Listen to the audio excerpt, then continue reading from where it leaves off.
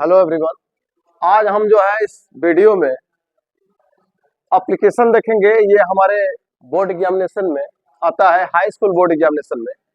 तो इसमें हम देखेंगे कि कैसे होगा। तो बोर्ड एग्जामिनेशन में हमको ये देखना है कि कुछ ऐसे एप्लीकेशन है जो बार बार आते रहते हैं, बार बार आते हैं। तो अगर उनको हम कर लें तो निश्चित रूप से उनमें से कोई एक एप्लीकेशन हमें जरूर मिल जाएगा। तो उसको आज हम सरल शब्दों में, सरल भाषा में उसको हम सीखने का प्रयास करेंगे।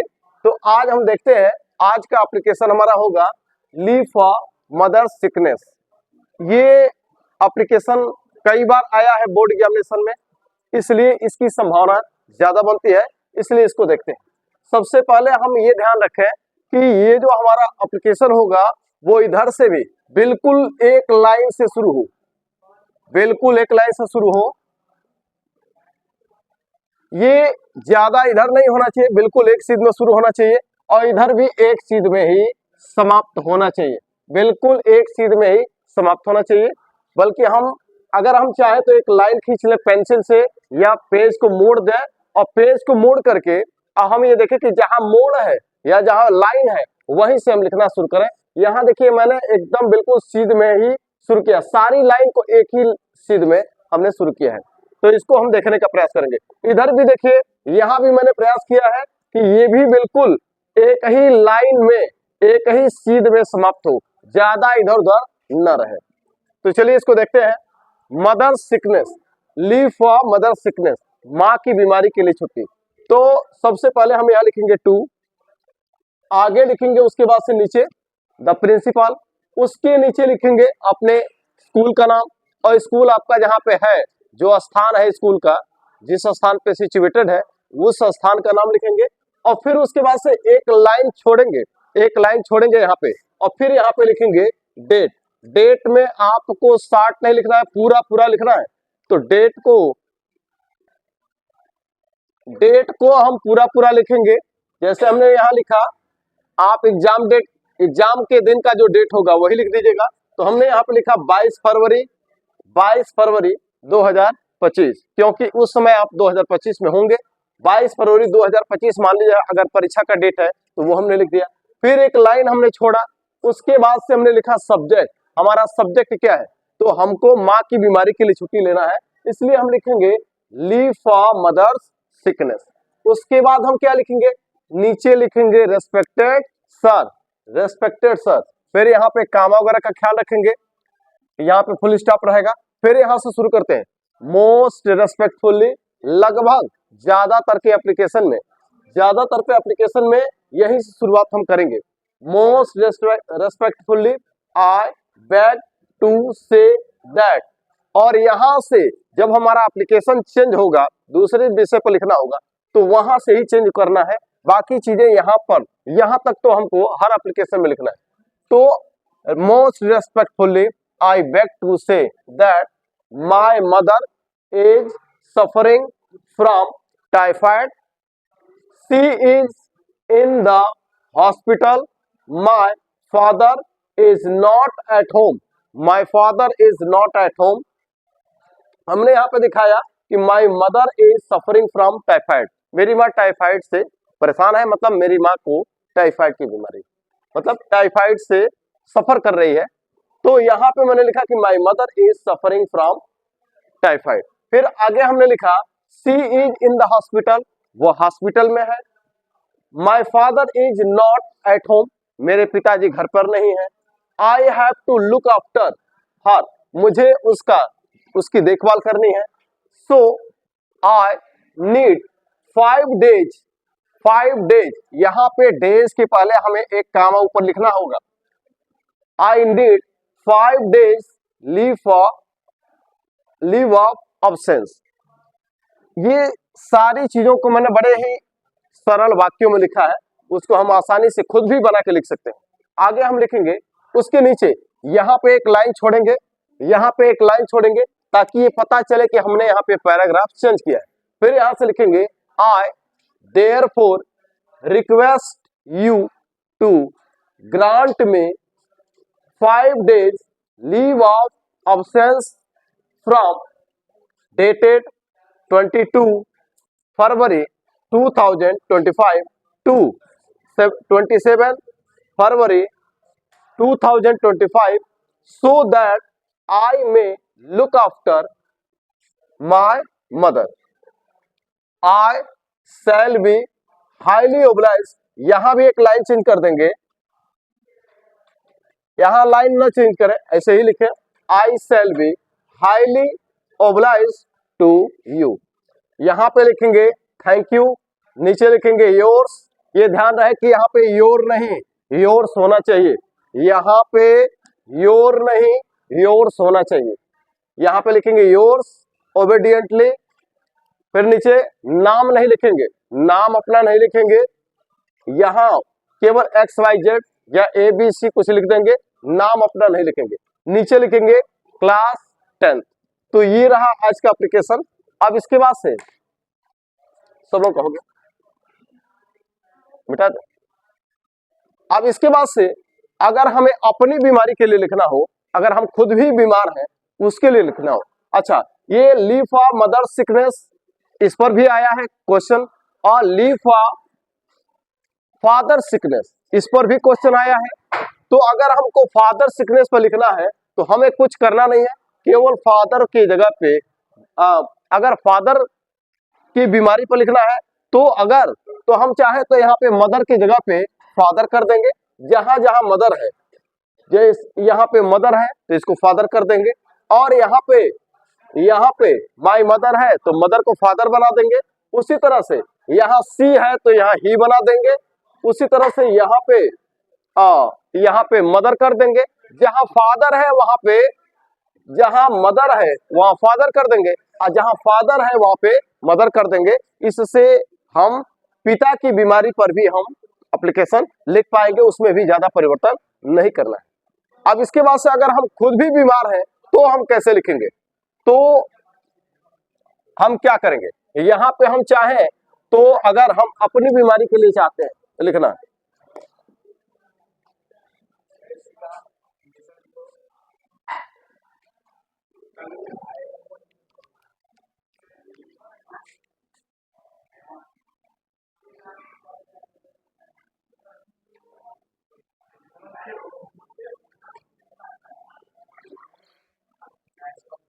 अगर हम खुद भी बीमार हैं और हमें अपनी बीमारी पर लिखना है तो हम कैसे लिखेंगे, तो हमें कुछ चीजें यहां से हटानी है और वहां पे बाकी सारी चीजें वही रहेंगी।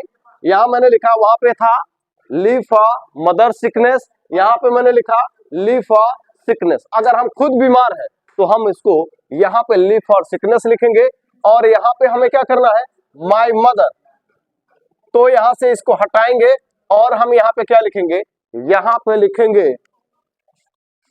I am.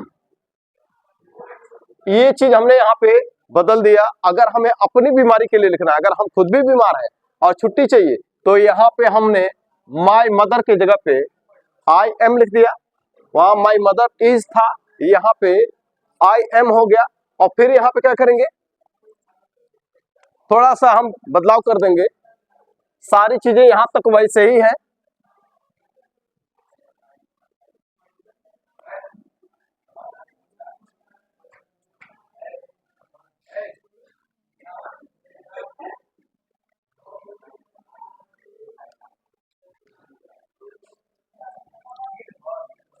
अब यहाँ पे आगे लिखेंगे I am suffering from fever typhoid, यहां लिखेंगे I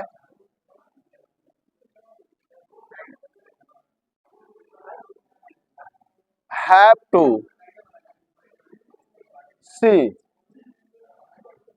the doctor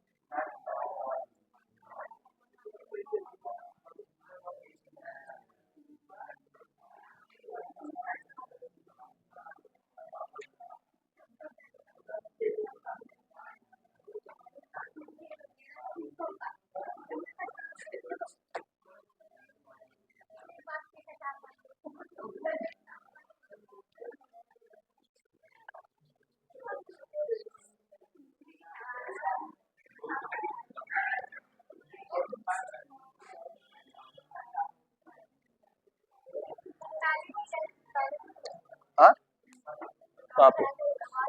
the doctor has advised me, the doctor has advised me to take rest for 5 days, so I need 5 days leave of absence। आगे लिखेंगे आई therefore request you to grant me 5 days leave of absence from dated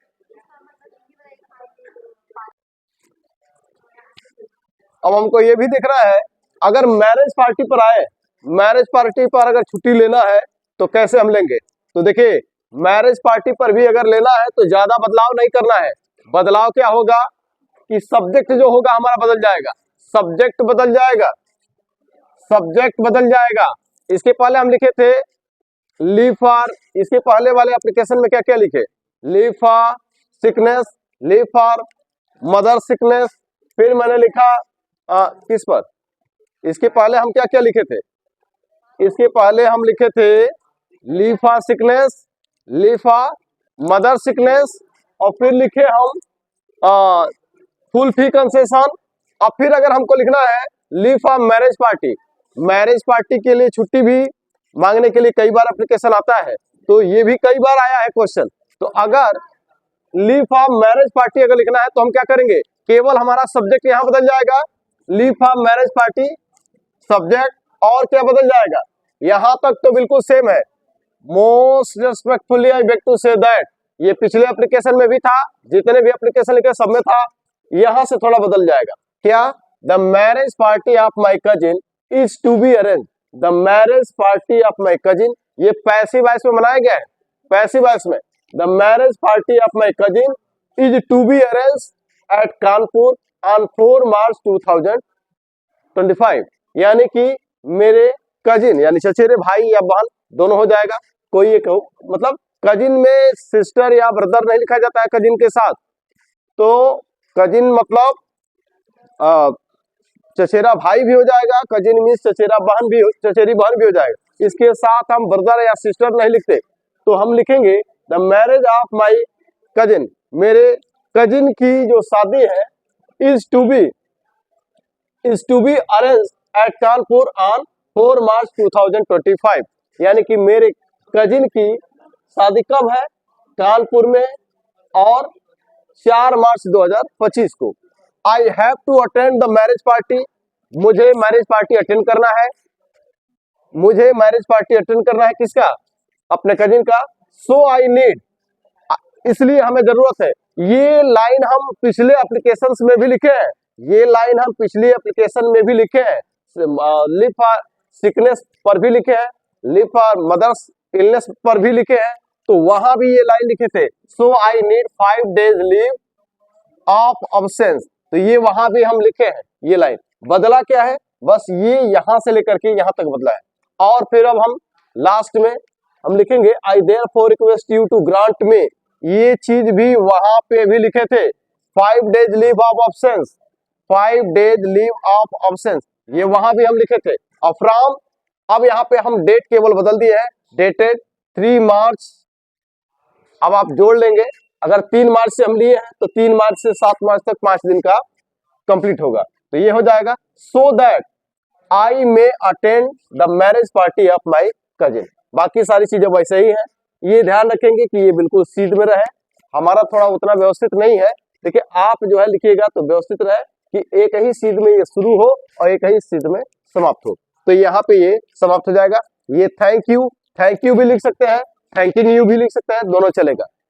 और फिर यहाँ पे yours obediently, यहाँ पे अक्सर गलतियां होती हैं, योर नहीं होना चाहिए, योर्स होना चाहिए, योर्स ओबीडियंटली, XYZ अपना नाम नहीं लिखेंगे, और फिर लिखेंगे क्लास, बाकी सब चीजें। तो इस तरह से ये एप्लीकेशन भी इस तरह से कंप्लीट हो जाएगा। और 4 एप्लीकेशन हमने देखा कि जो बिल्कुल सेम है, एक ही जैसे है, हम उसको बना सकते हैं। अगले एप्लीकेशन पर चर्चा करेंगे कि अगर हमारे एग्जाम में रेगुलर इवनिंग गेम के लिए भी एप्लीकेशन लिखने के लिए आता है, और ये भी क्वेश्चन कई बार पूछा गया है बोर्ड एग्जामिनेशन में, और यूपी बोर्ड के एग्जाम्स में क्वेश्चन के रिपीट होने की टेंडेंसी होती है, इसलिए इस पर भी आज हम देखेंगे कि रेगुलर इवनिंग गेम के लिए अगर एप्लीकेशन लिखना है तो हम कैसे लिखेंगे। तो बाकी सारी चीजें वैसे ही लिखनी है, जैसे टू द प्रिंसिपल, स्कूल का नाम, फिर हमने यहाँ पे लिखा डेट, सब्जेक्ट लिखा, सब्जेक्ट में हमारा हो जाएगा arrangement for regular evening games, फिर उसके नीचे आएंगे रेस्पेक्टेड सर, फिर यहाँ पे most respectfully I beg to say that, ये चीज तो पहले भी लिख रहे थे, ये बाकी सारी चीजें भी लिख रहे थे, बस हमने सब्जेक्ट को चेंज किया, बाकी यहाँ पे चेंज किया हुआ, यहाँ तक तो इसके पहले वाले एप्लीकेशन में भी लिख रहे थे, यहाँ तक इसके पहले भी लिखे, यहां से हमको बदलना है, there is no proper arrangement, उचित व्यवस्था नहीं है, for regular evening games in our college, मतलब हमारे कॉलेज में रेगुलर इवनिंग गेम की उचित व्यवस्था नहीं है। यू नो दैट, आप जानते हैं कि sports and games makes us healthy and fit, कि स्पोर्ट और गेम हमें क्या बनाते हैं, हेल्दी बनाते हैं, फिट बनाते हैं। दे रिमूव आवर हेजिटेशन, वे हमारे संकोच को, हिचक को दूर करते हैं, तो they remove our hesitation, remove मतलब मिटाना, समाप्त करना, एंड टीच, और हमें सिखाते हैं, टीच अस, हमें सिखाते हैं क्या, टीम स्पिरिट्स, टीम स्पिरिट मतलब टीम भावना सिखाते हैं, कि मतलब एक साथ मिलकर कैसे काम करना है, एंड टीम स्पिरिट, ये सारी चीजें सिखाते हैं। तो इस तरह से ये हमारे लिए मतलब ये हमारे हमारे स्वास्थ्य के लिए भी ठीक है, और हमारे स्वभाव में भी बहुत कुछ परिवर्तन कर देते हैं, हमें बहुत कुछ सिखा भी देते हैं, तो इससे बहुत कुछ सीखने को भी मिलता है। इसलिए they are very necessary for us, इसलिए वे हमारे लिए बहुत ही आवश्यक है।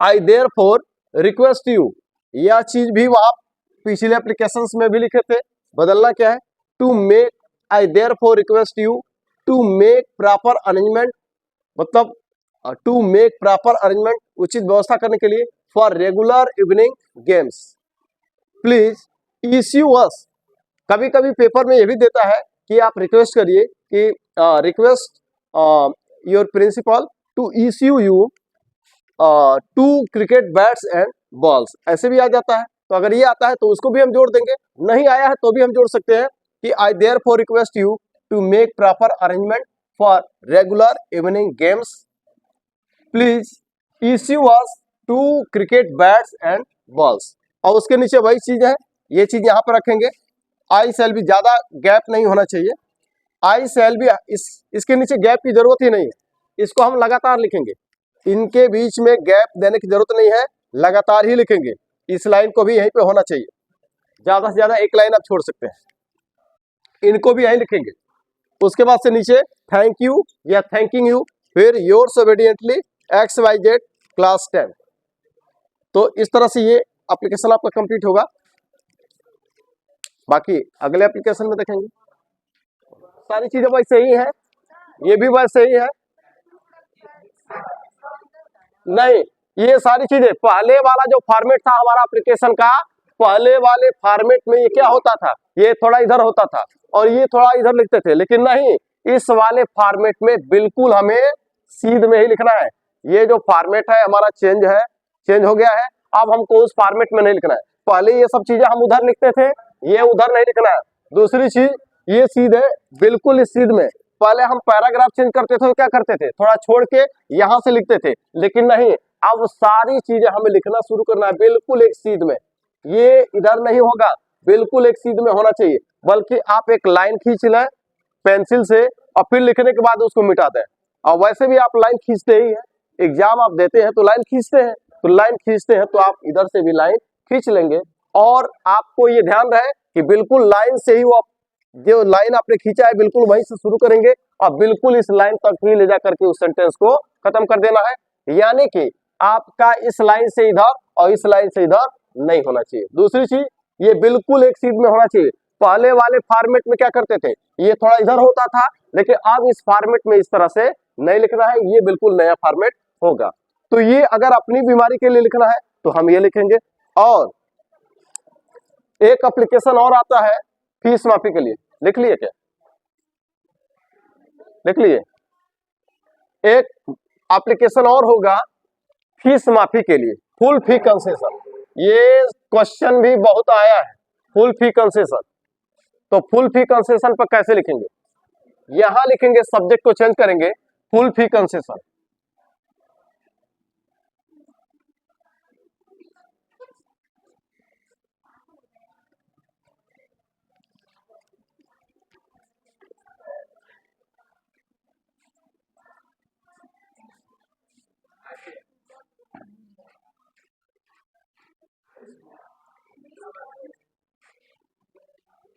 सब्जेक्ट हमारा चेंज हुआ, पहले क्या था, माई मदर सिकनेस, फिर मैंने लिखा लीव फॉर सिकनेस, अब यहां हुआ फुल फी कंसेशन, कुछ भी चेंज नहीं हुआ ज्यादा। अब यहां से थोड़ा सा चेंज करेंगे,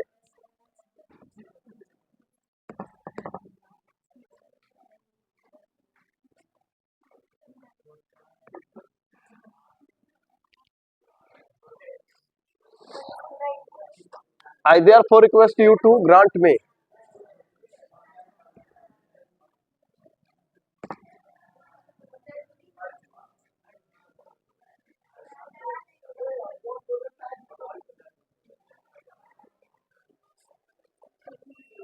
full fee concession. Full fee concession पर लिखना है तो हम क्या लिखेंगे, सबसे पहले यहाँ तो ये सारी चीजें वैसे ही रहेंगी, कुछ बदलेगा नहीं, केवल ये आपका सब्जेक्ट बदला, ये सारी चीजें वही रहेंगी, ये वही रहेगा, थोड़ा सा चेंज करेंगे, लिखेंगे दैट माय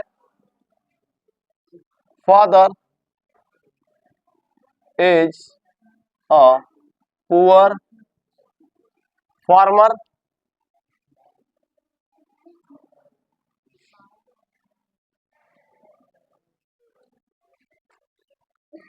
यहां से मैंने लिखना शुरू किया my father is a poor farmer, आगे लिखेंगे anyhow he maintains, maintain means होता है आजीविका चलाना, तो anyhow he maintains, anyhow मतलब किसी भी तरह से, जैसे तैसे, anyhow he maintains the family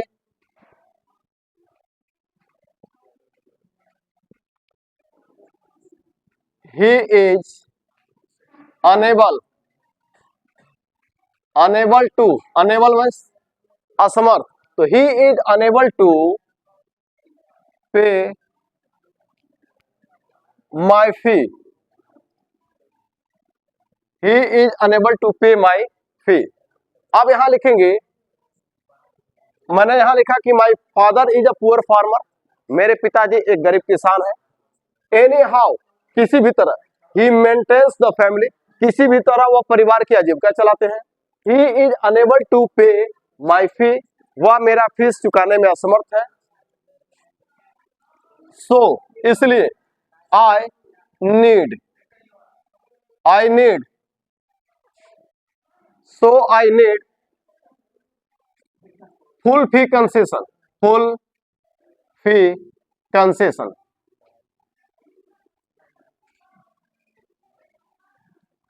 so I need full fee concession to continue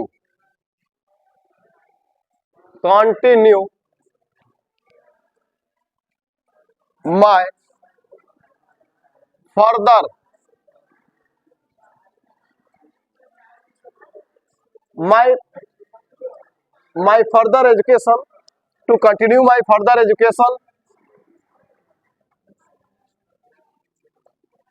my further education, I need full fee concession to continue my further education।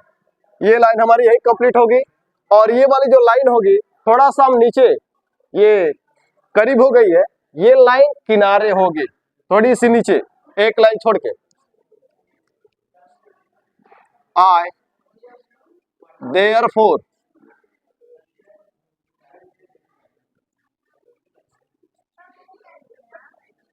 क्या लिखा मैंने, आई therefore, यहां पे मैंने लिखा further, I need full fee concession, full fee concession to continue my further, further मतलब आगे की, भावी शिक्षा, आगे की शिक्षा, फर्दर एजुकेशन, आई देयरफॉर, यहां भी कामा यहां भी comma, I therefore request you,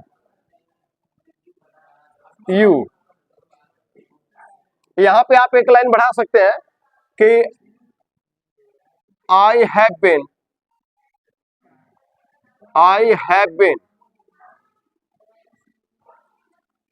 a regular and I have been a regular and disciplined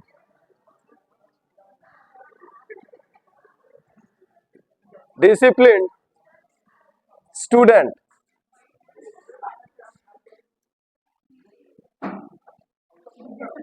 I therefore request you to grant me full fee concession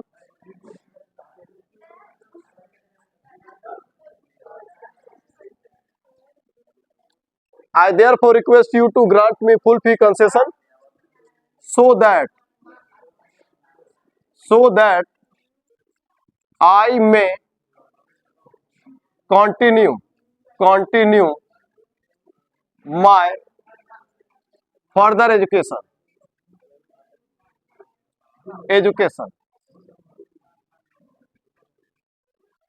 तो यहाँ पे मैंने ज्यादा चेंज नहीं किया, मैंने क्या लिखा, most respectfully I beg to say that, ये तो पहले भी था, my father is a poor farmer, anyhow he maintains the family, किसी तरह वह परिवार की आजीविका चलाते हैं, ही इज अनेबल टू पे माई फी, वो मेरी फी मेरा शुल्क चुकाने में असमर्थ है, सो आई नीड, इसलिए मुझे जरूरत है फुल फी कंसेशन। वहां पे मैंने क्या लिखा था, वहां मैंने लिखा था कि so I need leave of absence, तो so I need full fee concession to continue my further education, I therefore I have been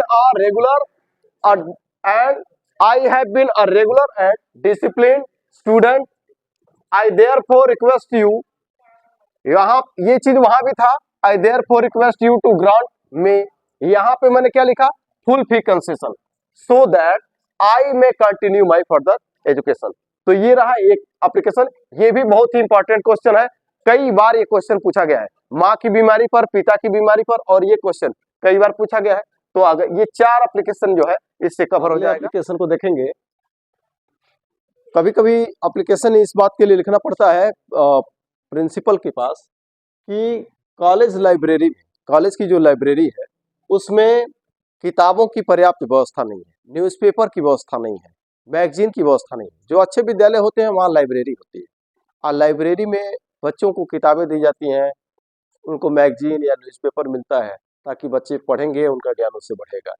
तो यहाँ पे हमें ये दर्शाना है, एप्लीकेशन इस बात के लिए लिखना है कि हमारा जो कॉलेज लाइब्रेरी है वहाँ पे पर्याप्त संख्या में किताबें नहीं है, न्यूज़पेपर नहीं है, मैगजीन्स नहीं है। तो अगर ये सारी चीज़ें दिखानी है, मतलब जो जो आपके पेपर में रहेगा वो सारी चीज़ें, बुक्स के साथ अगर मैगजीन और न्यूज़पेपर है तो वो भी हम यहाँ पे बढ़ा देंगे, लेकिन जो रहेगा वो हम यहाँ पे भी लिखेंगे। अगर मैगजीन और न्यूज़पेपर भी दिया है तो वो भी यहाँ पे हम बढ़ा देंगे।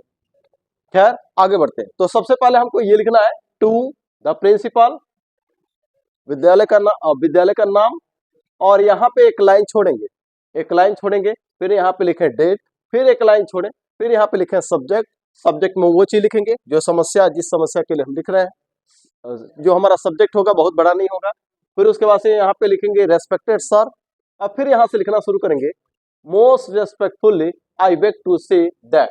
अच्छा एक चीज और देखेंगे, यहाँ जो कामा है ना, कामा की यहाँ आवश्यकता नहीं है, लेकिन जो यूपी बोर्ड की जो किताबें हैं उसमें ज्यादातर पे लगभग सभी किताबों में कामा दिया है, और जो हमारे आपके जो यूपी बोर्ड के जो एग्जामिनर होंगे वो भी कि वो ज्यादातर पे वो इन्हीं किताबों को फॉलो करते हैं, इसलिए हमें कामा लगाना जरूरी है। क्योंकि वो भी इन्हीं किताबों को फॉलो करते हैं, इसलिए यहाँ पे कामा लगा देना जरूरी है। तो हम आगे बढ़ते हैं। तो ये सारी चीजें पिछले एप्लीकेशंस में भी लिखे थे, यहाँ भी लिख रहा है, सब्जेक्ट लिखना था, सब्जेक्ट क्यों चेंज हुआ, आगे respected sir, most respectfully I beg to say that. यहाँ तक तो हर एप्लीकेशन में हम लिखते हैं, यहाँ तक हर एप्लीकेशन में लिख रहे हैं, यहाँ से मैटर थोड़ा चेंज हो रहा है।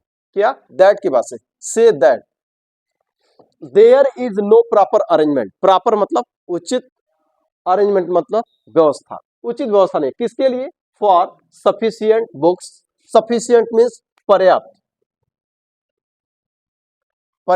बुक्स किताबें, magazines and newspapers in our college library, मतलब हमारे कॉलेज लाइब्रेरी में पर्याप्त संख्या में या पर्याप्त किताबों का, मैगजीन का और न्यूज़पेपर की उचित व्यवस्था नहीं है, पर्याप्त व्यवस्था नहीं है। फिर आगे मैंने दिखाया कि यू नो आप जानते हैं कि good books are very necessary, कि अच्छी किताबें बहुत आवश्यक है। किस बात के लिए? For our study. आप जानते हैं कि हमारे अध्ययन के लिए अच्छी किताबें बहुत ही आवश्यक है। आगे मैंने लिखा कि पुअर स्टूडेंट्स, जो गरीब बच्चे हैं, गरीब विद्यार्थी, कैन नॉट बाय, खरीद नहीं सकते, बुक्स फ्रॉम मार्केट, मतलब गरीब विद्यार्थी बाजार से किताबें नहीं खरीद सकते। दे फील इनकन्वीनियंस, फील मतलब महसूस करना, वे महसूस करते हैं क्या? इनकन्वीनियंस, असुविधा, परेशानी। तो वे असुविधा महसूस करते हैं किसमें? इन देयर स्टडी, वे अपने अध्ययन में असुविधा महसूस करते हैं। फिर आगे हम बताएंगे और उसके बाद से रिक्वेस्ट करेंगे कि आई देयरफॉर रिक्वेस्ट यू, ये चीज भी पिछले एप्लीकेशंस में भी लिखे थे कि I therefore request you to. आगे मैंने लिखा to make proper arrangement, make मतलब करना, मेक मीन्स करना भी होता है। मेक प्रॉपर अरेंजमेंट, प्रॉपर मतलब उचित, अरेंजमेंट मीन्स व्यवस्था, for sufficient books, magazines and newspapers in our college library. और इसके साथ ही हमारा एप्लीकेशन खत्म हो जाएगा। I shall be highly oblige to you, ये लाइन तो सब में लिखे हैं। आगे लिखा हमने थैंक यू, थैंक यू भी लिख सकते हैं, थैंकिंग यू भी लिख सकते हैं। किताबों में थैंकिंग यू भी लिखा होगा और थैंक यू दोनों चल सकता है। आप चाहे तो थैंकिंग यू लिखिए और चाहे थैंक यू लिखिए। उसके बाद नीचे योर्स ओबीडियंटली, यहां मैं आपको बार बार कहूंगा कि ये योर नहीं योर्स होना चाहिए, योर्स ओबीडियंटली। उसके नीचे अपना नाम नहीं लिखेंगे, XYZ लिखेंगे, उसके नीचे लिखेंगे क्लास का नाम। और इसी के साथ ही हमारा एप्लीकेशन खत्म हो जाएगा। आपको एप्लीकेशन का जो सेक्शन है उसको बढ़िया से देखना होगा, हर टॉपिक पे ज्यादा नहीं, थोड़ा बहुत एक एक दो लाइन आपको सब पर पता होना चाहिए कि अगर उस पर आता है तो हमें क्या लिखना है। क्योंकि ये एक ऐसा एक क्वेश्चन है कि अगर आप प्रयास करेंगे तो ये श्योर हो सकते हैं कि ये हम कर लेंगे, तो ये छूटेगा नहीं। एक क्वेश्चन हमारे पिछले एग्जाम में ये भी आया है, पिछला वाला क्वेश्चन भी आया था और ये क्वेश्चन भी पूछा गया है, इसलिए इसको भी हमें देख लेना चाहिए कि अगर इस तरह का क्वेश्चन आएगा तो हम क्या लिखेंगे। जैसे अगर हमें इस बात के लिए एप्लीकेशन लिखना है कि हमारे विद्यालय में जो वाटर टैंक है, वाटर टैंक जो टंकी होती है वाटर की, उसकी सफाई नहीं हो रही है और सफाई ना होने की वजह से पॉल्यूटेड वाटर पीना पड़ रहा है, प्रदूषित पानी पीना पड़ रहा है जो हमारे स्वास्थ्य के लिए हानिकारक है। तो इसके लिए अगर हमें रिक्वेस्ट करना है, एप्लीकेशन लिखना है, तो हम क्या लिखेंगे? तो देखिए सारी चीजें वैसे ही है, ये भी वही है। सब्जेक्ट चेंज हुआ हमारा, सब्जेक्ट हमारा चेंज हुआ, सब्जेक्ट हमारा चेंज होगा तो क्या हो जाएगा? क्लीनलीनेस, सफाई of water tank, water tank की सफाई। हमने यहाँ पे सब्जेक्ट बदल दिया, cleanliness of water, water tank की सफाई। और मैंने यहाँ पे क्या लिखा? Most respectfully I beg to say that, यहां तक तो वही है। आगे हमने लिखा क्या? The water tank of our college, हमारे कॉलेज का जो वाटर टैंक है, इज नॉट क्लीन्ड रेगुलरली, नियमित रूप से साफ नहीं किया जाता है। अब देखिए ये हमने सेंटेंस जो लिखा है पैसिव वॉइस में लिखा है, तो पैसिव वॉइस में क्या करते हैं? ऑब्जेक्ट को ही सब्जेक्ट बनाते हैं, तो ऑब्जेक्ट को हमने सब्जेक्ट बना दिया। The water tank of our college is not clean, और ये प्रेजेंट इंडेफिनिट का सेंटेंस है, इज RM प्लस वर्ब का थर्ड फॉर्म, क्लीन रेगुलरली, मतलब हमारे विद्यालय का जो वाटर टैंक है वो नियमित रूप से उसकी सफाई नहीं होती है। आगे लिखेंगे the students and the staffs, the students and the staff, विद्यार्थियों और स्टाफ को हैव टू ड्रिंक, पीना पड़ता है, क्या पीना पड़ता है? पॉल्यूटेड वाटर, प्रदूषित पानी पीना पड़ता है, प्रदूषित जल पीना पड़ता है। Polluted water is harmful for our health, polluted water, प्रदूषित जल हमारे स्वास्थ्य के लिए हानिकारक है। So it should be cleaned regularly, इसलिए इसकी सफाई रोज होनी चाहिए। किसकी? जो वाटर टैंक है उसकी सफाई रोज होनी चाहिए। आगे बढ़ेंगे तो लिखेंगे आई देयरफॉर रिक्वेस्ट यू, ये हर जगह लिख रहे थे। मेक प्रॉपर अरेंजमेंट फॉर, ये चीज भी हम पिछले एप्लीकेशन में यहाँ तक लिखे थे, हमने क्या बढ़ाया? Cleanliness of the water tank. बाकी ये सेंटेंस, ये सारी चीजें वैसे ही है जो इसके पिछले वाले सेंटेंसेस में, पिछले वाले एप्लीकेशन में लिखे थे। तो ये जो है इस पर भी एक लाइन दो लाइन चेंज कर देंगे, ये भी एप्लीकेशन हमारा तैयार हो जाएगा। तो इस वीडियो में बस इतना ही। बाकी एप्लीकेशन, ये एप्लीकेशन भी पूछा गया है तो कहीं रिपीट ना कर दे, यूपी बोर्ड में क्वेश्चन को रिपीट करने की टेंडेंसी होती है, तो इस पर भी एक बार हम देखते हैं, 2 मिनट का काम है। सबसे पहले ये सारी चीजें वही से ही रहेंगी, जैसे इसके पहले वाले एप्लीकेशन में लिखे हैं to the principal BS inter college Deoria, फिर हमने लिखा डेट लिखा, यहाँ पे एक लाइन छोड़ करके डेट लिखा, फिर एक लाइन छोड़ करके सब्जेक्ट लिखेंगे। सब्जेक्ट हमारा क्या है? सब्जेक्ट है insufficient supply of water, insufficient supply of water. हमारा सब्जेक्ट है इनसफिशिएंट सप्लाई ऑफ वाटर, पानी की अपर्याप्त आपूर्ति, यानी कि पानी की कमी, यानी पीने वाले पानी की कमी है, उसी के बारे में हमको एप्लीकेशन लिखना है टू द प्रिंसिपल, यानी कि प्रिंसिपल के पास। तो हमने लिखा इनसफिशिएंट अपर्याप्त सप्लाई मतलब आपूर्ति ऑफ वाटर, पानी की अपर्याप्त आपूर्ति।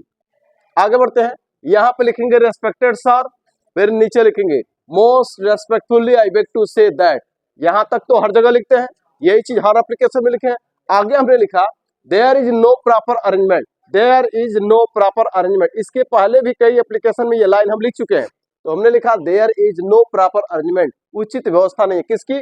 फॉर क्लीन स्वच्छ ड्रिंकिंग पीना वाटर, यानी कि पीने के स्वच्छ पानी की पर्याप्त की उचित व्यवस्था नहीं है। तो मैंने लिखा कि there is no proper arrangement for clean drinking water in our college, हमारे कॉलेज में पीने वाले स्वच्छ पानी की आपूर्ति की पर्याप्त व्यवस्था नहीं है, यानी कि पीने वाले स्वच्छ जल की पर्याप्त व्यवस्था नहीं है, उचित व्यवस्था नहीं है। फिर मैंने लिखा कि there are only 2 water cooler, विद्यालयों में क्या है, कहीं भी जो पानी को ठंडा करने के लिए जो कूलर लगे होते हैं, तो हमने वही चीज लिखा कि there are only 2 water cooler, हमारे विद्यालय में 2 वाटर कूलर है, एंड टैप्स जो पानी पीने के लिए होता है। तो हमने लिखा कि विद्यालय में केवल 2 ही वाटर कूलर है और टैप है इन आवर कॉलेज, हमारे कॉलेज में।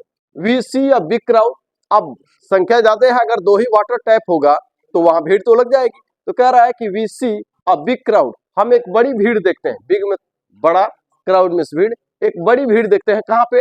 Eight the taps, at lunch hour, माने लंच के समय हम टैप के पास, यानी कि जो टैप्स हैं 2, वहां पे एक बड़ी भीड़ देखते हैं। कब?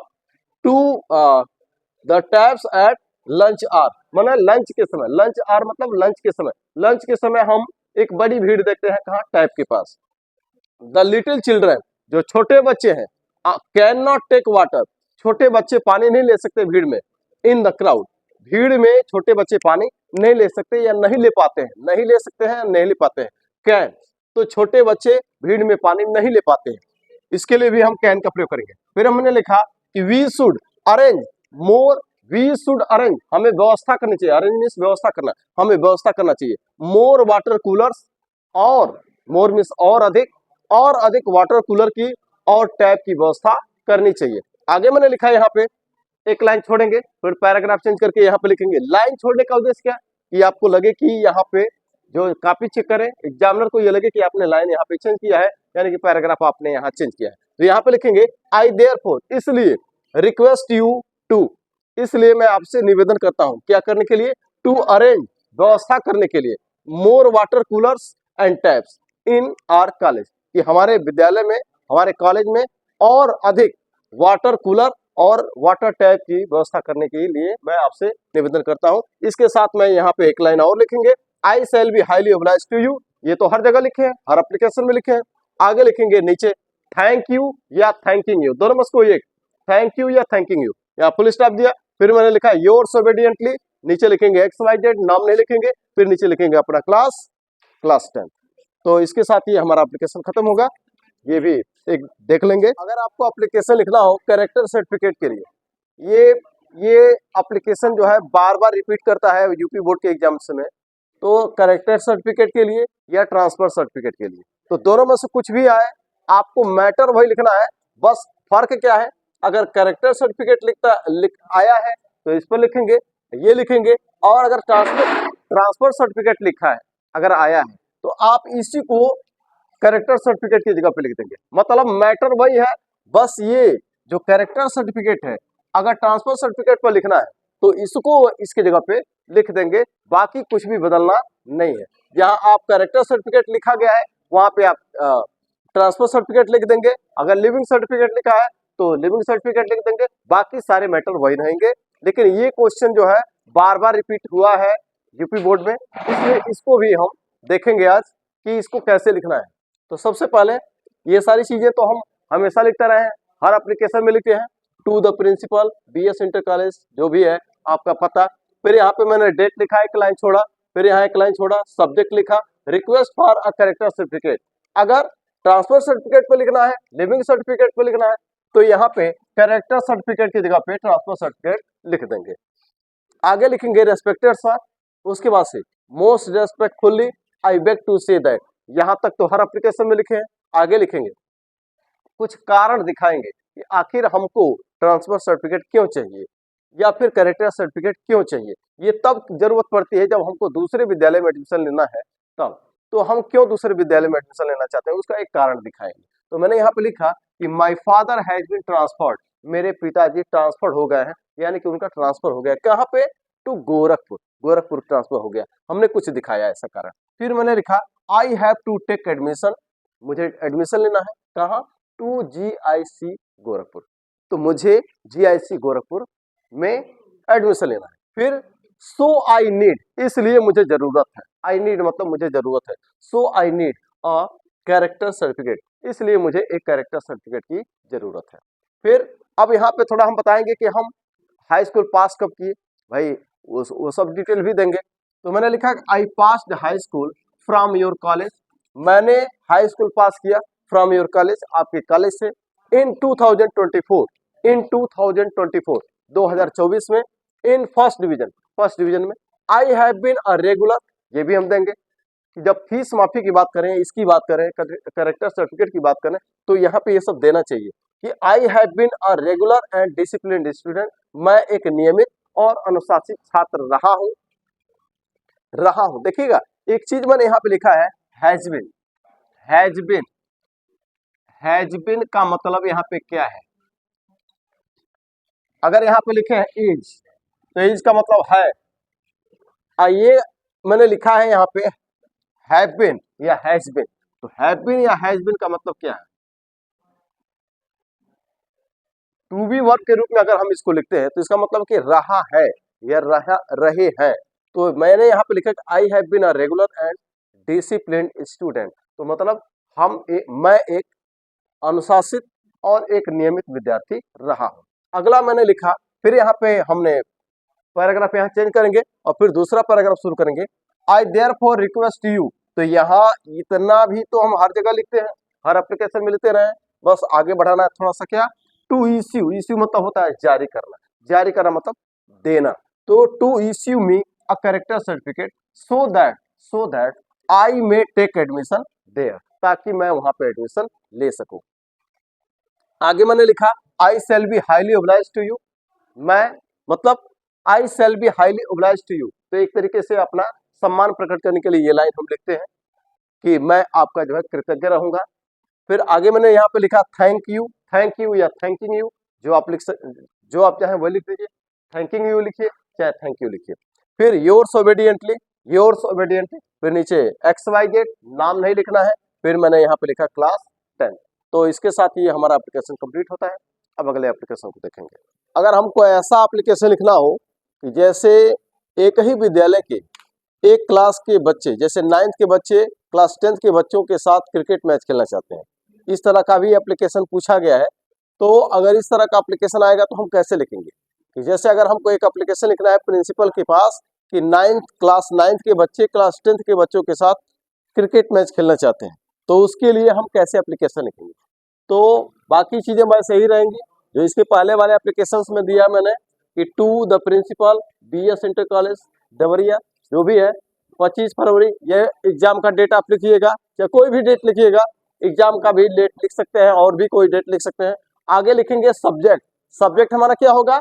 Arrangement of a cricket match, एक क्रिकेट मैच का आयोजन, arrangement of a cricket match, एक क्रिकेट मैच का आयोजन। आगे मैंने लिखा रेस्पेक्टेड सर, फिर नीचे लिखा most respectfully I beg to say, most respectfully I beg to say that, यहां तक हर एप्लीकेशन में लिखे हैं।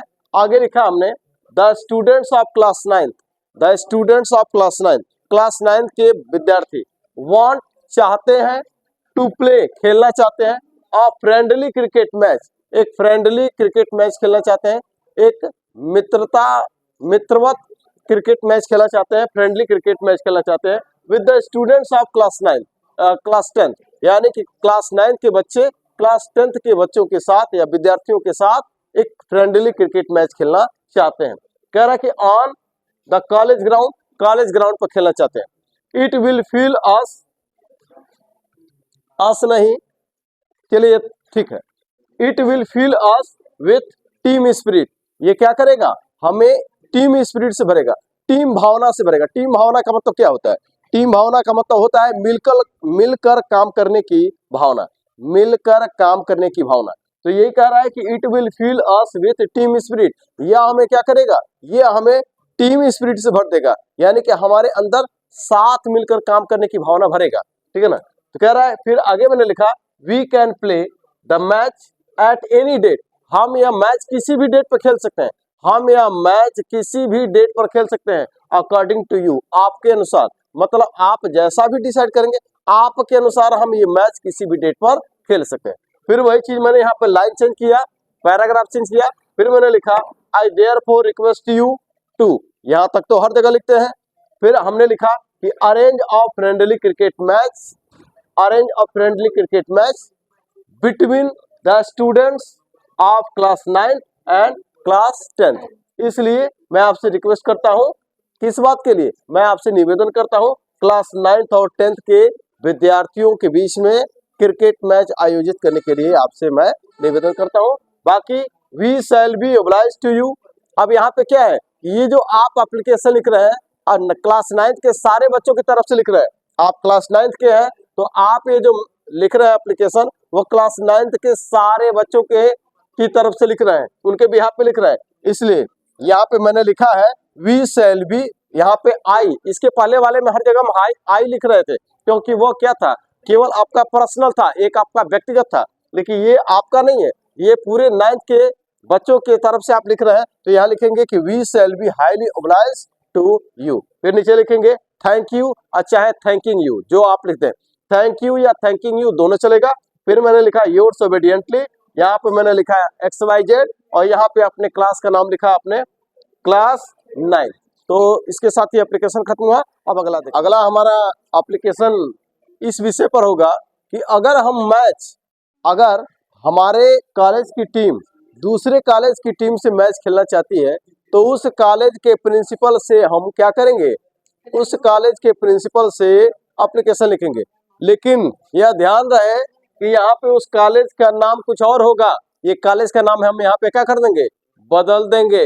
ये तो हमारे कॉलेज का नाम है ना, उस कॉलेज का नाम कुछ और होगा तो उस कॉलेज का नाम हम यहाँ पे बदल देंगे। चलिए यहाँ पे कुछ और लिख देते हैं, जैसे लिख दें, हमने यहाँ पे लिखा BRD, ठीक है ना, BRD इंटर कॉलेज देवरिया, तो ये कॉलेज का नाम हो जाएगा दूसरा, क्योंकि हम दूसरे कॉलेज की प्रिंसिपल को लिख रहे हैं, हम दूसरे कॉलेज के प्रिंसिपल को लिख रहे हैं। ये भी क्रिकेट मैच के लिए है, लेकिन इसमें अंतर क्या है, पिछले वाला जो हमारा मैच था वो एक ही स्कूल के, मतलब हमारे ही स्कूल के क्लास 9th और क्लास 10th के बच्चों के बीच में होने वाला था। ये जो मैच हो रहा है, ये मैच हम कहाँ किससे खेलना चाहते हैं, दूसरे स्कूल के क्रिकेट टीम से खेलना चाहते हैं। तो वहां पे जो हम लिखेंगे एप्लीकेशन, तो उस विद्यालय का नाम लिखेंगे जिस विद्यालय के प्रिंसिपल को हम एप्लीकेशन लिख रहे हैं। तो यहाँ लिखा हमने to the principal BRD inter college Deoria. फिर मैंने यहाँ पे लिखा, आपने लिखा यहाँ पे डेट एक लाइन छोड़ के, फिर एक लाइन छोड़ के सब्जेक्ट वही है जो पिछले वाले एप्लीकेशन में है, arrangement of a cricket match. फिर मैंने लिखा respected sir, most respectfully I beg to say that the cricket team of, थोड़ा सा यहाँ बदलना है, the cricket team of my college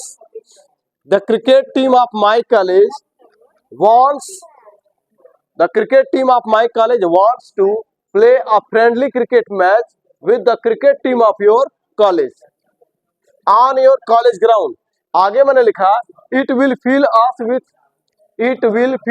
with team spirit, यह हमें टीम भावना से भरेगा। इसमें हम और भी बहुत कुछ लिख सकते हैं, लेकिन ज्यादा लंबा नहीं करना है, हमें शॉर्ट में लिखना है, ताकि ज्यादा मैटर नहीं, थोड़ा सा ही लिखना है, कम से कम शब्दों में अपनी बात को रखना है। तो लिखेंगे it will fill us with team spirit, यह हमें टीम भावना से भरेगा।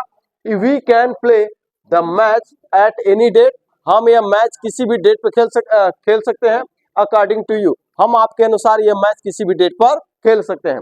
आगे मैंने लिखा I therefore request you to arrange a friendly cricket match, ये चीज पहले भी थी, between the cricket teams of your college and my college, और इसके साथ we shall be highly obliged to you. फिर यहाँ देखिएगा थैंक यू योर्स ओबीडिएंटली, यहाँ पे देखिए पहले आप क्या लिखते थे, XYZ लिखते थे और नीचे क्या लिखते थे, क्लास का नाम। लेकिन यहाँ नहीं, यहाँ आप बताएंगे कि आप कौन है, किसकी तरफ से लेटर लिखा जा रहा है। तो आप बताएंगे कि आप जो है the captain of cricket team, आप बताएंगे कि आप क्रिकेट टीम के कैप्टन हैं, आप क्रिकेट टीम के कैप्टन के रूप में ये एप्लीकेशन लिख रहे हैं। तो यहाँ लिखेंगे the captain of cricket team, और फिर नीचे आपने कॉलेज का नाम BS इंटर कॉलेज देवरिया। तो ये हमारा एप्लीकेशन यहाँ पे कंप्लीट होगा। इसके साथ एप्लीकेशन वाला पार्ट कंप्लीट है। आप पर्सनल लेटर लिखे जाते हैं, एक दो इंपॉर्टेंट जो लेटर्स हैं वो लिखवाएंगे। आज के लिए इतना ही, धन्यवाद। पर्सनल लेटर कैसे लिखा जाता है, इसके पहले हमने एप्लीकेशन देखा। अब पर्सनल लेटर कैसे लिखेंगे, अगर पिता को लिखना है, किसी मित्र को लिखना है, भाई को लिखना है, बहन को लिखना है, तो कैसे लिखेंगे। सबसे पहले हम उसमें अपना एड्रेस देंगे, अपना पता। तो ये मैंने लिखा A35, ये क्या है, एक तरीके से ये मकान नंबर है, मकान नंबर। जैसे शहरों में आप रहते हैं तो मकान नंबर की वजह से ही आपकी पहचान हो पाती है, यानी कि शहरों में किसी व्यक्ति तक पहुंचना, ये मकान नंबर ही एक जरिया होता है, उसके व्यक्ति उसी के जरिए, इस मकान नंबर के ही जरिए आप किसी व्यक्ति के यहाँ पहुंच सकते हैं। तो ये मकान नंबर। फिर मैंने यहाँ पे लिखा वो मोहल्ला, न्यू कॉलोनी देवरिया, मतलब ये आपका एड्रेस है कि आप कहाँ रहते हैं। तो आप जो लिखने वाला व्यक्ति होता है, जो लेटर लिखने वाला व्यक्ति है, वो यहाँ पे अपना एड्रेस लिखता है। जैसे यहाँ मकान नंबर लिखा, फिर यहाँ वो मोहल्ला लिखा, या फिर वो कौन सा रोड, मतलब कौन से मोहल्ले में आप रहते हैं, और फिर वहां पे वो डिस्ट्रिक्ट लिखा, वो जिला लिखा। तो मैंने लिखा A35 न्यू कॉलोनी देवरिया। तो ये आपका अपना पता हुआ, यानी कि लिखने वाले ने अपना पता यहाँ पे लिखा। फिर यहाँ पे लिखा है हम डेट, एक लाइन छोड़ेंगे फिर लिखेंगे डेट, फिर एक लाइन छोड़े हम, ये डेट आपको लिखना है वही जो एग्जाम का डेट होगा, चाहे कोई भी डेट लिखिएगा, इसमें कोई बाध्यता नहीं। फिर हमने यहाँ पे लिखा, एक लाइन छोड़ा, फिर मैंने लिखा डियर फादर, मतलब अगर आप अपने पिता को लिख रहे हैं तो वहां पे लिखेंगे डियर फादर। जिसको भी लिखेंगे, अगर किसी मित्र को लिख रहा है, मुकेश नाम का कोई व्यक्ति है, मित्र है आपका, उसको लिख रहा है तो लिखेंगे डियर मुकेश। चलिए, हम पिता को लिख रहे हैं तो हमने लिखा डियर फादर। अब यहाँ पे लिखेंगे पहली लाइन, किसी भी पर्सनल लेटर में आप पहली लाइन लिखिए आई एम फाइन। पहले आप अपना समाचार बताइए। तो आई एम फाइन, मैं अच्छा हूँ, एंड आई होप, और मैं उम्मीद करता हूँ, this letter finds you in good health and spirit, और जब ये लेटर पहुंचेगा तो उस समय आप भी क्या होंगे, आपका स्वास्थ्य भी अच्छा होगा, आप अच्छे होंगे। मतलब कह रहा है कि आई एम फाइन, मैं अच्छा हूँ, मैं एंड आई होप, और मुझे उम्मीद है कि this letter finds you in good health and spirit, मतलब जब ये लेटर जाएगा तो उस समय आप भी अच्छे होंगे, ये उम्मीद करता हूँ। तो ये एक लाइन आपको लिखना ही है। अगर कोई भी पर्सनल लेटर लिखेंगे तो ये पहली लाइन आपको लिखना है। फिर आगे दूसरी लाइन पे आएंगे कि हम थोड़ा सा अपने बारे में बताएंगे। अगर हम पिता को लिख रहे हैं तो निश्चित रूप से उन्हें हम अपने बारे में भी कुछ बताएंगे कि मतलब हमारी पढ़ाई कैसे चल रही है, अगर हम बाहर हैं, पढ़ रहे हैं, तो हमारी पढ़ाई कैसे चल रही है। अच्छा, ये लेटर हम लिख क्यों रहे हैं, लेटर लिख रहे हैं पिता से पैसे मांगने के लिए, पैसे मांगने के लिए। तो अगर कहा गया कि write a letter to your father requesting him to send you some money to deposit your dues and buy some books. तो ये अगर लिखना है, अगर पिता से पैसे मांगने के लिए अगर आपको लिखना है तो वहां पे आपको ये लेटर लिखना है इस तरीके से। चलिए आगे शुरू करेंगे। पहली लाइन मैंने बताया क्या लिखना है, दूसरी लाइन में हम लिखेंगे my study is going on very well. My study is going on very well. Going on मतलब होता है चल रहा है, मतलब हमारी पढ़ाई अच्छे से चल रही है। गो ऑन मतलब जारी रहना, चलना। तो my study is going on very well, मेरी पढ़ाई बड़ी अच्छी चल रही है, वेल मिस अच्छा। फिर आगे मैंने लिखा माई एनुअल एग्जामिनेशन, मेरी वार्षिक परीक्षा इज टू स्टार्ट सून सून, मतलब हमारी परीक्षा जो वार्षिक परीक्षा जल्द ही शुरू होने वाली है, हमारी वार्षिक परीक्षा जल्द ही शुरू होने वाली है। टू स्टार्ट मतलब शुरू होने वाली है, टू प्लस वर्ब का फर्स्ट फॉर्म, यानी कि कोई योजना बताते हैं, मेरी परीक्षा जल्द ही शुरू होने वाली है। फिर आगे मैंने लिखा अब हम बताते हैं I have to deposit, deposit means होता है जमा करना, जमा करना। I have to deposit some dues, dues मतलब बकाया, कोई चीज आपको जो आपके ऊपर बाकी है वो जमा करना है। तो मैंने लिखा कि I have to deposit some dues, मुझे कुछ ड्यूज बाकी जमा करना है, मुझे कुछ बकाया जमा करना है, कोई शुल्क बाकी है हमारा जमा करने के लिए, वो हमें जमा करना है। तो some dues and buy some books, और कुछ किताबें भी खरीदनी है, बाय मीन्स खरीदना, सम बुक्स कुछ किताबें खरीदनी है, किस बात के लिए, फॉर द प्रिपेरेशन, प्रिपेरेशन मतलब तैयारी के लिए, किसकी तैयारी के लिए, ऑफ द एग्जामिनेशन, यानी कि परीक्षा की तैयारी के लिए मुझे कुछ किताबें खरीदनी है। तो मैंने लिखा कि मुझे कुछ बकाया जमा करना है, कुछ ड्यूज बाकी ड्यूज जमा करना है, और परीक्षा की तैयारी के लिए कुछ किताबें खरीदनी है, वो मैंने जरूरत दिखाया। अब हम यहाँ पे लिखे सो आई नीड 2000 रुपीज, इसलिए मुझे 2000 रुपए की जरूरत है। फिर मैंने लिखा है, अब यहाँ पे रिक्वेस्ट करेंगे भेजने के लिए, यहाँ पे पैराग्राफ आप चेंज कर देंगे, एक लाइन छोड़ेंगे ताकि पता चले कि पैराग्राफ आपने चेंज कर दिया। अब आगे लिखेंगे please send me 2000 rupees, please send me 2000 rupees, कृपया मुझे 2000 रुपया भेजें, सून जल्द ही। सो दैट मीन्स होता है ताकि,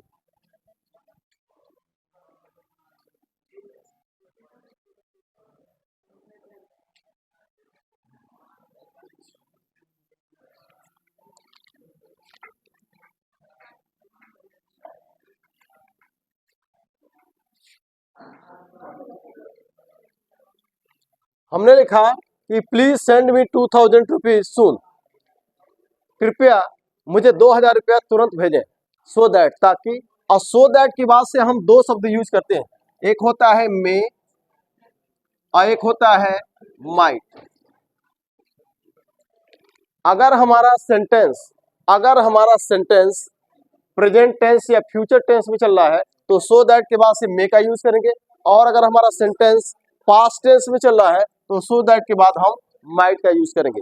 तो मैंने लिखा सो दैट ताकि, आई में डिपॉजिट माई ड्यूज, ताकि मैं अपना बकाया जमा कर सकूं, एंड बाय द बुक्स, और किताबें खरीद सकूं। अंत में एक लाइन और लिखेंगे, क्या लिखेंगे, कन्वे माई रिगार्ड्स, रिगार्ड्स मतलब एक तरीके से अपना सम्मान प्रकट करने के लिए, टू मदर मतलब माँ को मेरा सम्मान, मतलब एक तरीके से अभिवादन, मेरी माँ को मेरा अभिवादन, and love to my brother and sister, और मेरे भाई और बहनों को मेरा प्यार। तो ये लाइन भी आप अंत में लिखेंगे, ये भी एक तरीके से इसका एक तरीका है पर्सनल लेटर में लिखने का, इसका हम इस तरह से करेंगे। फिर लिखेंगे योर लविंग सन, और नीचे आप लिखेंगे XYZ, नाम नहीं लिखेंगे। तो ये लेटर आपका इससे खत्म होगा, इस तरह से ये समाप्त होता है। अब अगला लेटर हम देखेंगे कि अगला लेटर कैसे, अगला जो लेटर हमारा है वो ये है कि अगर आप अपने फ्रेंड को अपने बहन की शादी पे इनवाइट करना चाहते हैं तो कैसे लेटर लिखेंगे। तो अगला हमारा है वही चीज है, अपना एड्रेस, हम लेटर भेज रहे हैं तो पहले हम अपना एड्रेस लिखेंगे यहाँ पे, और फिर उसके बाद से एक लाइन छोड़ेंगे, फिर हम डेट लिखेंगे, फिर एक लाइन छोड़ेंगे, फिर लिखेंगे डियर मुकेश। वहां पे हमने क्या लिखा था पिछले लेटर में, हमने पिछले लेटर में लिखा था डियर फादर। अब यहाँ पे देखिए पहली लाइन वही है, पहली लाइन वही, I am fine and I hope this letter finds you in good health and spirit, पहली लाइन वही। फिर हम दूसरी लाइन में लिखते हैं आई एम राइटिंग, मैं लिख रहा हूं, टू इनवाइट यू, मैं तुम्हें आमंत्रित करने के लिए लिख रहा हूं, on the marriage party of my sister, मैं अपने बहन की शादी के लिए इनवाइट करने के लिए मैं तुम्हें लिख रहा हूं। तो I am writing to inform you, मैं तुम्हें आमंत्रित करने के लिए लिख रहा हूं, on the marriage party of my sister, मैं अपने बहन की मैरिज पार्टी के लिए इनवाइट करने के लिए लिख रहा हूं। फिर मैंने लिखा द मैरिज पार्टी, फिर बताएंगे कि वो मैरिज पार्टी है कब। तो the marriage party will take place, take place means होता है होना, टेक प्लेस का मतलब होता है होना, टेक प्लेस का मतलब होना। तो ये लिखा मैंने कि the marriage party will take place on 31 March 2025, यानी कि 31 मार्च 2025 को एट माई होम। मैंने ये दिखाया है कि ये मेरे घर पर ही आयोजित होगा, तो मैंने लिखा कि the marriage party will take place, विवाह उत्सव होगा, कहाँ होगा, on 31 March 2025 at my home, मेरे घर पर 31 मार्च 2025 को मेरे घर पर आयोजित होगा।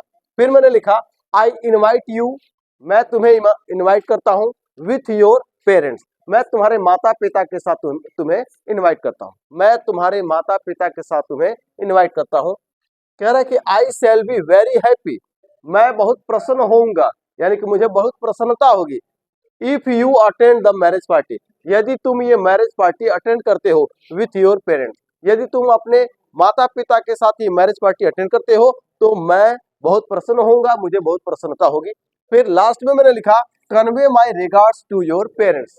अब देखिए पिछले लेटर में मैंने क्या लिखा था, convey my regards to mother, लेकिन मैंने यहाँ लिखा कि convey my regards to your parents, क्योंकि ये लेटर अपने मित्र को भेजना है, तो वहां पे उसके जो माता पिता है उसके उनके सम्मान में आप ये लिख रहे हैं कि convey my regards to your parents, और इसके साथ ये लेटर समाप्त हो जाएगा।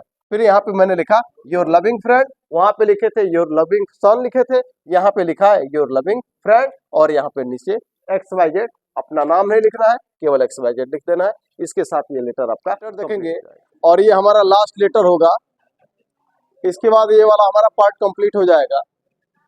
एक लेटर लिखना है अपने फ्रेंड को, आपको एक ऐसा लेटर अपने फ्रेंड को लिखना है, उसको इस बात के लिए इनवाइट करने के लिए कि आप उसके साथ अपना समर वैकेशन, आप चाहते हैं कि वो अपना समर वैकेशन आपके साथ, आपके परिवार के साथ स्पेंड करे, गुजारे, तो इसलिए आप जो है एक लेटर लिख रहे हैं। मतलब आपको अपने मित्र को यह निवेदन करते हुए लेटर लिखना है कि वो आपके साथ अपना समर वैकेशन व्यतीत करे, तो इसके लिए हम लिख रहे हैं।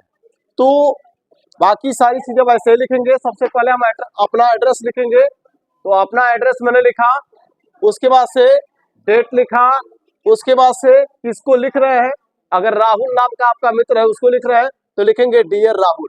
अच्छा, एक चीज और देखना है, यहाँ पे जो कामा हर जगह मैंने दिया है, कामा की आवश्यकता नहीं है, लेकिन हमारी जो यूपी बोर्ड में जितनी भी किताबें हैं वो सब जो है कामा का यूज कर रही हैं, और ज्यादातर पे जो आपके जो टीचर्स होंगे, जो एग्जामिनर होंगे, वो भी इसी को फॉलो करेंगे, इसीलिए मैंने यहाँ पे कामा दिया है। कामा की आवश्यकता नहीं है, लेकिन कामा इसलिए मैंने दिया कि इसकी क्योंकि सारी किताबें इसको फॉलो कर रही हैं, और जो आपके एग्जामिनर्स होंगे वो भी वो भी इसी को फॉलो करेंगे, इसलिए कामा देना यहाँ जरूरी था, इसलिए मैंने कामा यहाँ पे दिखा है। तो यहाँ पे सबसे पहले हम अपना एड्रेस लिखेंगे, यानी कि हम लेटर लिख रहे हैं तो हम अपना एड्रेस लिखेंगे, ये एड्रेस लिखा मैंने, फिर उसके नीचे एक लाइन छोड़ेंगे, डेट लिखेंगे, फिर एक नीचे लाइन छोड़ेंगे, हम संबोधन लिखेंगे, मतलब हम किसको लिख रहे हैं वो लिखेंगे, फिर उसके नीचे से हम एक लाइन लिखेंगे। ये लाइन हर पर्सनल लेटर में लिखना है, हर पर्सनल लेटर में ये लाइन लिखना है, आई एम फाइन, मैं अच्छा हूँ, एंड आई होप, और मैं उम्मीद करता हूँ कि this letter finds you in good health and spirit, और जब ये लेटर तुम्हें मिलेगा तो तुम स्वस्थ होगे, अच्छे होगे। ये हम लाइन हर पर्सनल लेटर में लिखेंगे। आगे बढ़ेंगे, आई एम राइटिंग, मैं लिख रहा हूँ, टू इनवाइट यू, मैं तुम्हें आमंत्रित करने के लिए लिख रहा हूँ, किस बात के लिए, to spend your summer vacation with us, मैं तुम्हें आमंत्रित करने के लिए लेटर लिख रहा हूँ कि तुम अपना समर वैकेशन, अपनी गर्मी की छुट्टी हमारे साथ व्यतीत करो, अपनी गर्मी की छुट्टी हमारे साथ व्यतीत करो, इसके लिए मैं तुम्हें लेटर लिख रहा हूँ। आगे मैंने लिखा my parents remember you very much, मेरे माता पिता तुम्हें बहुत अधिक याद करते हैं। फिर मैंने लिखा we want to spend some time with you, हम कुछ समय तुम्हारे साथ व्यतीत करना चाहते हैं। आगे we are going to a hill station, हम एक हिल स्टेशन पे जाते हैं। देखिए कुछ ऐसे जो बड़े लोग होते हैं वो अपनी गर्मी की छुट्टी हिल स्टेशन पर, थोड़ा ठंडा होता है, मौसम अच्छा होता है, वहाँ बहुत ही, और वहाँ का जो प्राकृतिक दृश्य होता है बहुत अच्छा होता है, तो कुछ लोग जो है गर्मी की छुट्टियों में वहाँ जाते हैं, गर्मी के दिनों में अपना समय व्यतीत करने के लिए हिल स्टेशन वगैरह पर। तो वही चीज मैंने यहाँ पे लिखा है कि we are going to a hill station, हम एक हिल स्टेशन पर जा रहे हैं। वी वांट योर कंपनी, और हम तुम्हारी कंपनी चाहते हैं, हम तुम्हारा साथ चाहते हैं कुछ समय के लिए। फिर मैंने लिखा यहाँ पे लाइन एक छोड़ेंगे पैराग्राफ चेंज करने के लिए, फिर लिखेंगे प्लीज कम, कृपया आओ, and spend your summer vacation with us, और अपना समर वेकेशन हमारे साथ स्पेंड करो, व्यतीत करो। We shall be very happy, we shall be very happy, हम बहुत प्रसन्न होंगे, टू गेट योर कंपनी, तुम्हारा साथ यानी कि तुम्हारी कंपनी पा करके हम बहुत प्रसन्न होंगे। फिर यहाँ पे लिखेंगे कन्वे माई रिगार्ड्स, यहाँ पे एक लाइन छोड़े, यहाँ लिखे convey my regards to your parents, अपने माता पिता को, मतलब हम उसको अभिवादन करते हैं उनके माता पिता को, तो हम बोलेंगे कि convey my regards to your parents, अपने माता पिता को मेरा अभिवादन बोल देना। तो ये चीज हम लिखते हैं, किसी को भी लिखते हैं तो हम अपने से बड़े के लिए रिगार्ड जो है अभिवादन के लिए हम ऐसे लाइन लिखते हैं। तो लिखेंगे convey my regards to your parents, और इसके साथ ये लेटर समाप्त हो जाएगा। यहाँ पे लिखेंगे योर लविंग फ्रेंड, और नीचे लिखेंगे XYZ, नाम नहीं लिखेंगे। तो इसके साथ हमारा जो एप्लीकेशन और लेटर का जो पार्ट था वो कंप्लीट होता है। इससे ज्यादा बहुत ये 3 जो पर्सनल लेटर मैंने लिखवाए हैं ये ज्यादा इंपॉर्टेंट है, बार बार पूछे गए हैं, इसलिए इनको मैंने लिखवाया। और जो लेटर्स लिखे हैं आप किसी चीज को रटे नहीं, एक बार देखें कि उसमें क्या क्या लाइन हम लिख सकते हैं, क्या क्या विचार हम उसमें रख सकते हैं, और उसको अपने भाषा में ट्रांसलेट करके लिखने का प्रयास करें। तो इसके साथ ये पूरा पार्ट समाप्त होता है। धन्यवाद।